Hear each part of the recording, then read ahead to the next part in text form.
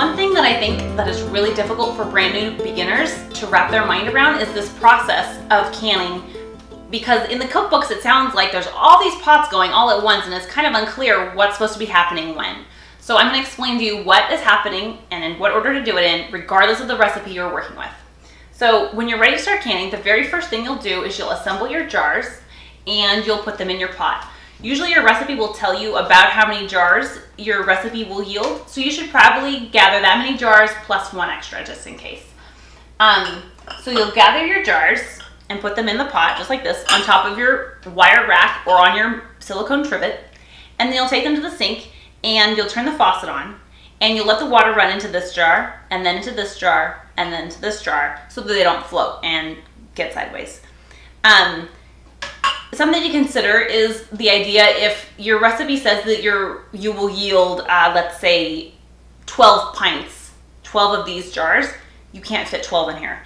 That means that you'll put as many fit comfortably within, and that means you'll just have to process twice.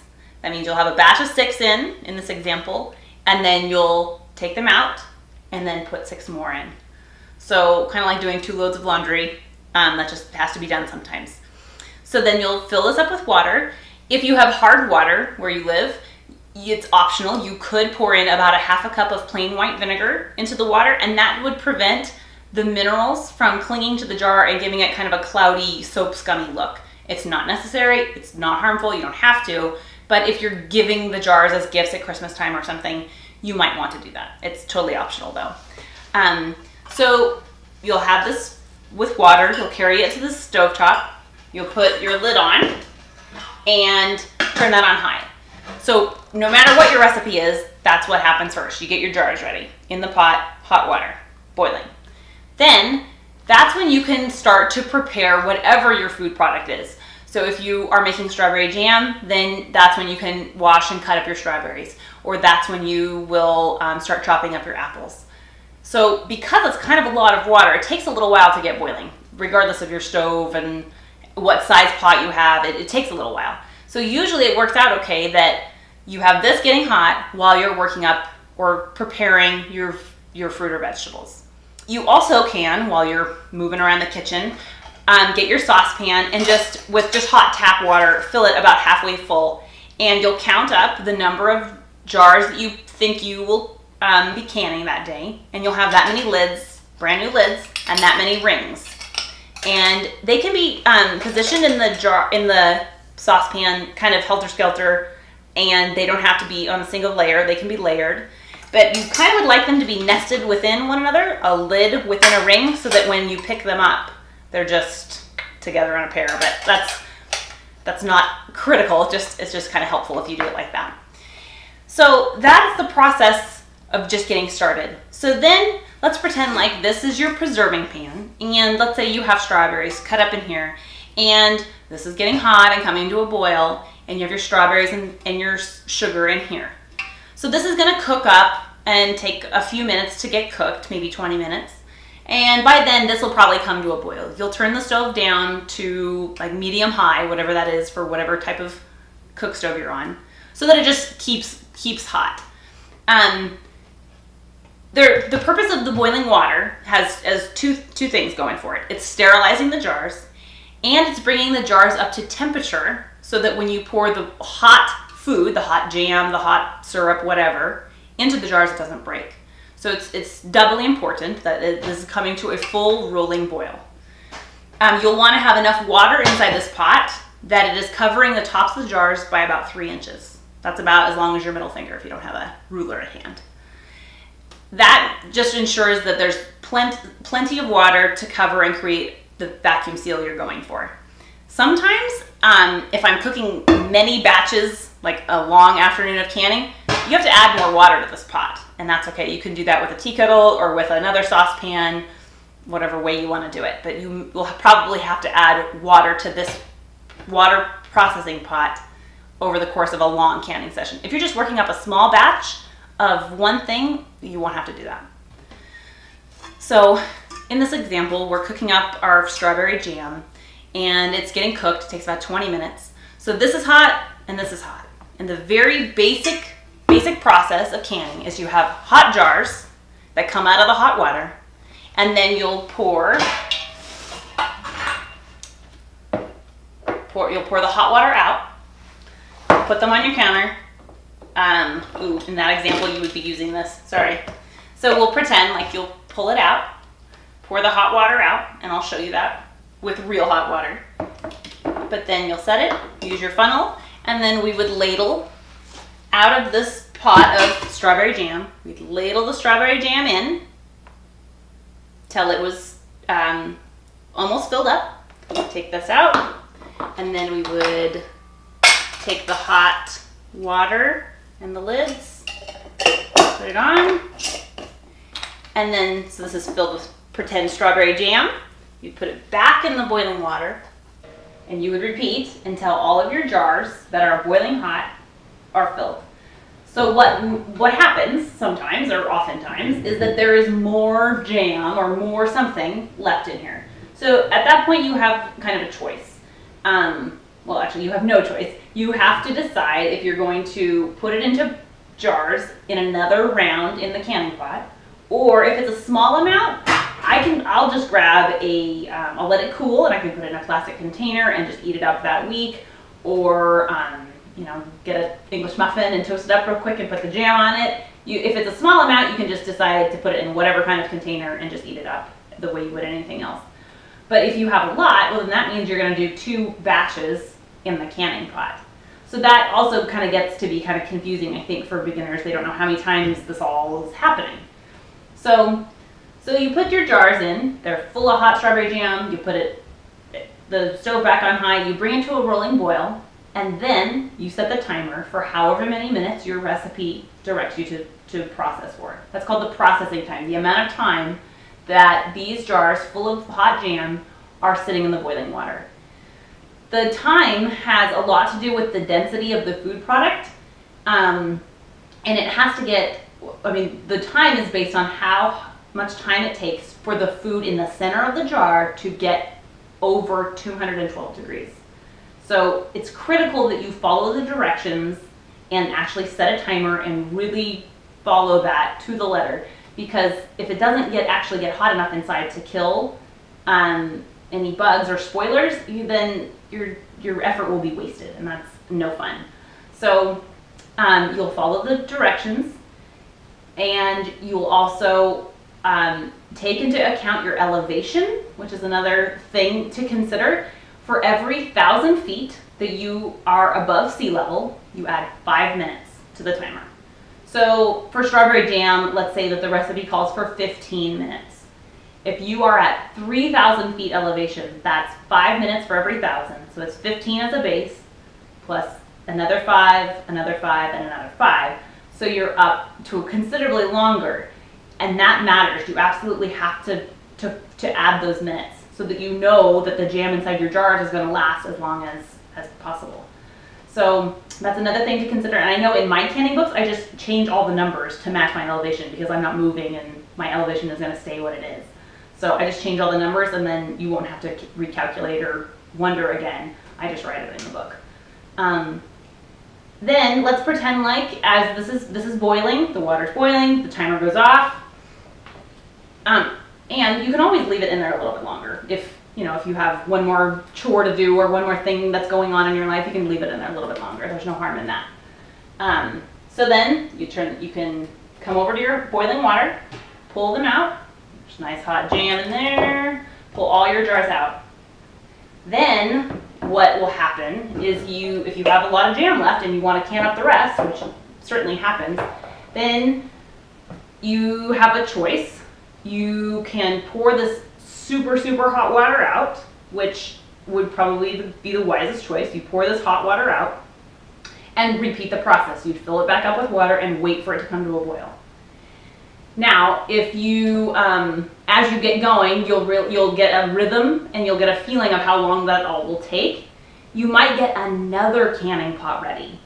So while this is processing, it's in here for your 35 minutes because you're waiting. Then you might get another canning pot out, fill it with jars just the way I explained, and get that on your other burner so it comes to a boil. So When that is boiling, then you can put the rest of the jam in. And that's kind of like the strategy or the timing of canning that also can be kind of a lot to consider. But it's totally fine if you just pour the boiling water out, start fresh with some new jars, some new lids, and repeat the process. But if you're considering how much time that'll take, you might grab another canning pot if you have one and start the process with that pot. And once you get good at that, or once you get comfortable with that, then the canning process is shortened significantly, especially if you're canning big batches. I usually don't can really big batches of anything other than tomatoes, but that's just what my family eats a lot of. So that's the process, and we'll show you in another video about how it actually looks on the stove, but I wanted to explain before we even get started that you have your pot full of your hot strawberries or your bell peppers or whatever you have that's cooking, that's getting hot.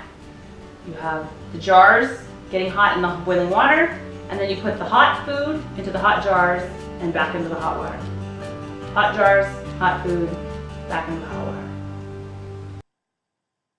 I am so excited to introduce to you a bundle of 3 beginner canning workshops.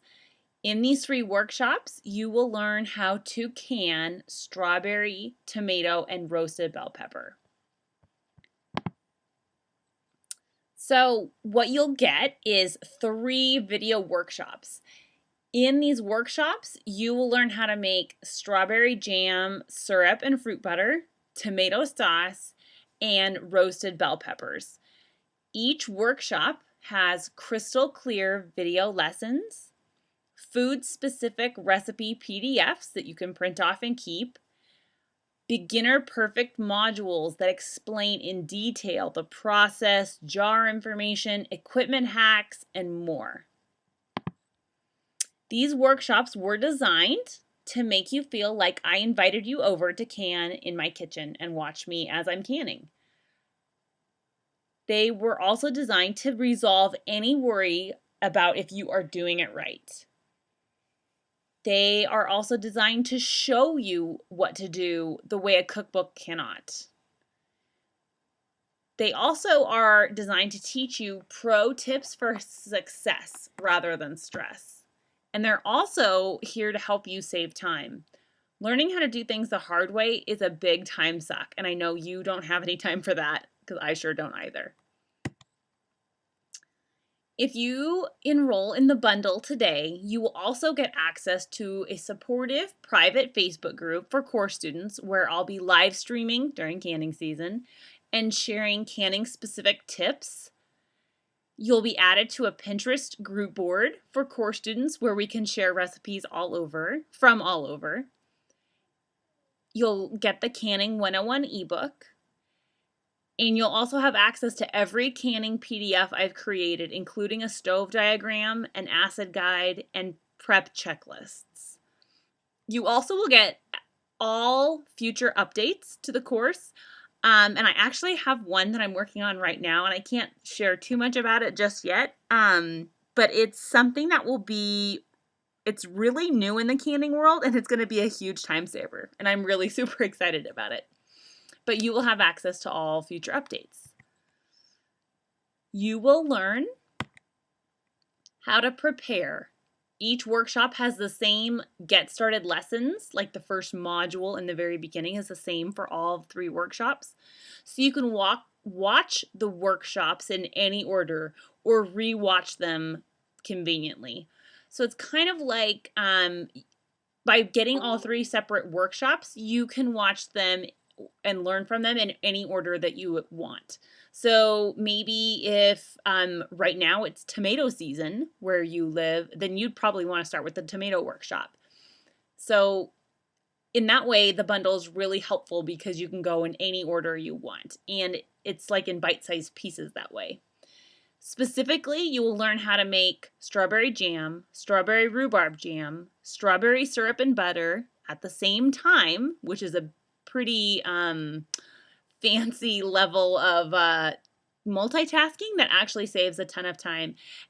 You also will learn how to make strawberry lemonade, canned concentrate, and all those recipes are together in a printable PDF in that strawberry workshop.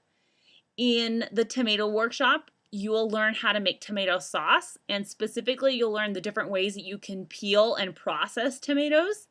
And my goal is to help you learn techniques that you can apply to any tomato recipe. So I'm sure lots of you have a desire to make, let's say, homemade enchilada sauce, or homemade marinara sauce, or homemade pizza sauce. So the techniques I teach you in the tomato sauce workshop will apply to any of those recipes. And it also emphasizes safe practice when canning tomatoes, and being sure that you are including a very special ingredient that I won't worry you with right now, but to ensure that your tomato sauce is shelf stable for a long time and you feel successful and not stressed. You'll also learn how to make roasted bell peppers in that workshop.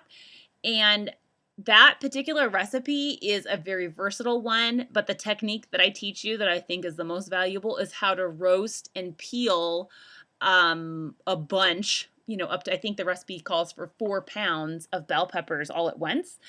And the video shows you exactly how I roast and turn all of them in the oven under the broiler, and then how I prepare them and pack them into jars and can them, and more. This is right for you if you want to learn how to can but aren't sure what to do when. If you want the choice of feeding your family healthy homemade foods that you canned yourself. To learn in smaller chunks, each workshop is food specific.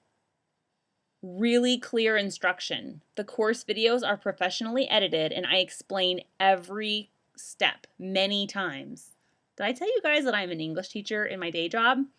That's my real profession. I'm a teacher. I've taught junior high, high school, and community college English. So I think that you'd have a hard time finding someone with more enthusiasm and more teaching experience who loves sharing canning as much as I do.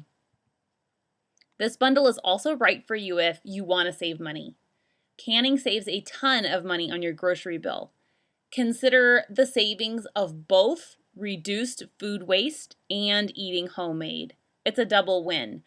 The price of produce varies from place to place, but I know for some of us, the advantage will come from being able to purchase. Let's say that you're at a big box store and you can get a huge flat of peaches for next to nothing, and you can can and preserve those peaches. By taking this course, you'll know how to preserve those peaches, and the savings of that is amazing. It really is. This bundle is also right for you if an in-person canning education is something that's too expensive or something you don't have time to tackle.